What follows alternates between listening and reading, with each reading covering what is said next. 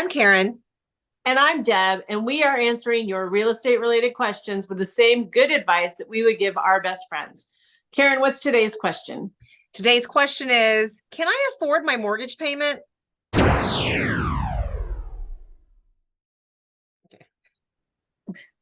Oliver won't leave me alone.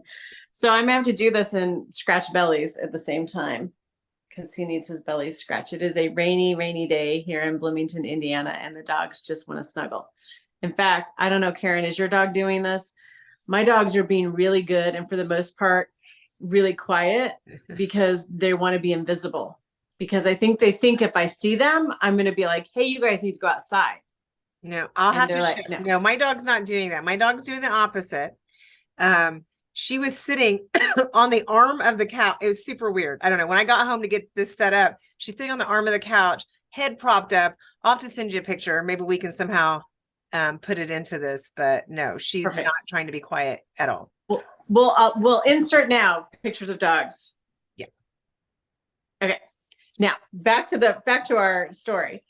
I just got off a Zoom call with a client, and it was a first initial consultation with her, and she said, "Well, I've already been to a lender and gotten pre-qualified." He said $140,000 for a purchase price. Great. I said, "Okay, so most of my clients are monthly payment conscious. They don't really care what the house costs. They really care more about what the monthly payment is and how that fits into their budget." And so I said, "So are you comfortable with what the monthly payment is on that purchase price that the lender gave you?" And she goes, "I don't really know what that is." And then I had mental images of toilet papering the trees at the house of this lender. No, hold on. Let me make sure I understood. Lender said I pre-qualified you for $140,000, but your client doesn't know what the monthly payment could potentially be.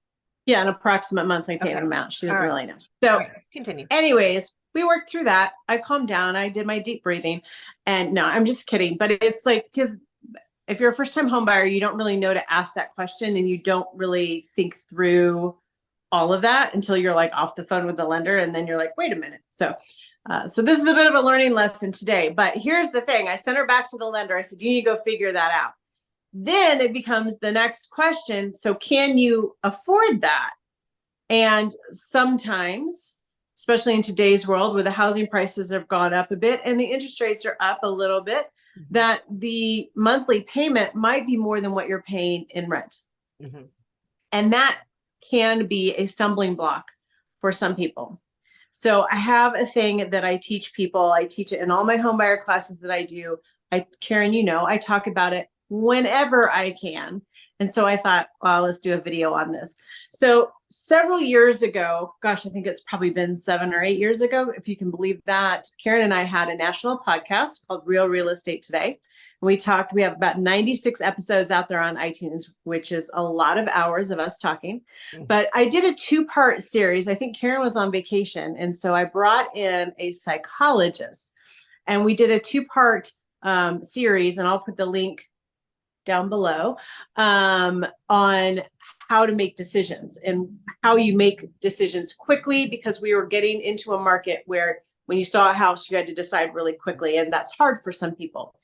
And in our sort of brainstorming and back and forth, what we were doing with this psychologist, her name is Dr. Amanda Quinby, we kind of developed this concept of what I call practice your payment. So one of the things that keeps people from making a decision quickly is that it's scary. You think, can I afford this? Mm-hmm. And when you think about it, it's kind of funny because there's a way to know if you can afford it or not. And obviously written budget, blah, blah, blah, blah, blah, right? Karen's husband's the only one who does a written budget in the county. And he does it really well if you ever need help. But nobody really does a written budget. Come on, let's be honest. But what you can do is you go to your lender and you ask them what your payment would be approximately, knowing that's a little bit of a moving target. And then you practice that. So you start making that payment each month. So I'm going to make up numbers here. So say your target mortgage is $1,200 a month. Mm-hmm. You're currently paying $800 in rent. So you take the $1,200 each month, you make your $800 rent payment out of it, you put the $400 aside somewhere where you can't get to it, and you live your life. Mm-hmm. And you see how it changes Can you afford daycare? Can you afford utilities? Can you afford cups of coffee and dinner and things like that that you want to continue to do, or does it drastically change your life? And if you do that for a few months, you'll start to get really comfortable with, yep, I can do that, no problem, or nope, we need to regroup. Right. And then as an aside, you also have a nice little nest egg at the end of the day from that $400 a month that you've been setting aside to help go towards down payment, buying a lawnmower, or whatever. So it's not easy. It's not. And yes, you're right. We've always talked about that, or you've talked about that. Can't believe it's been 7 or 8 years since we did that national podcast, but it's definitely a good exercise to do. Like you said, who knows? And if you have pets, because you didn't, I was thinking, oh, and pet care. Like, what if you've got more than one puppy, like where there's, There's a third one down here too. Yeah. That's a sweater you can see. But yeah, definitely trying to do that exercise, practice making that payment, stocking some of it away, and like you said, that's going to definitely help you feel a little bit more prepared when it does come time for you to actually really, make that offer and get into your new home. So let me ask you a question from a lender perspective, because the important part of this is getting an understanding of what your payment should be. And I know I started this video off by bitching about a lender who didn't give that information. I don't know why, that's none of my business, but is that a number that a buyer should easily be able to get from their lender? Yes. Okay. It is, because I feel like almost always that's what I'm leading with, Yeah. Like you mentioned, most people do want to know what that number is. Like, what does that look like? I know I want this amount of a house, but taxes, insurance, are there HOAs? Is there PMI? Like all of that. And so that is one piece that I feel, if anything I give, that's almost the first thing, Yeah. And they may not even know what to be asking. Like you said earlier, they may not know what to ask. And that's why, as the lender, you should provide that information, because we are seasoned. We know what they're going to ask for: payment, interest rate, closing costs, that type of stuff. So, right.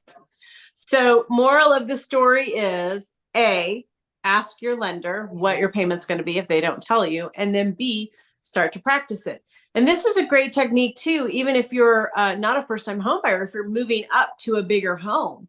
That's, again, a stumbling block. Like, I don't know, I know we need more space, but can we afford it? Right. Well, just practice it. Find out. Make that payment, to yourself, and, pay your current mortgage out of it and whatever's left over, and see how it changes your life. And I promise you, you do that for a few months, it's going to take that uncertainty and that anxiety out of the decision-making equation, because you're already going to know the answer to it. So there you go. Easy as pie. Yes. Easy as 1, 2, 3. And 4 if you count Rose. Somewhere. She's over there. She's actually being quiet. Yeah. Insert Rose picture here. You trust your best friends to give you good advice. So consider us your best friends in real estate. Thank you for watching. Please like and subscribe, and we will see you next time.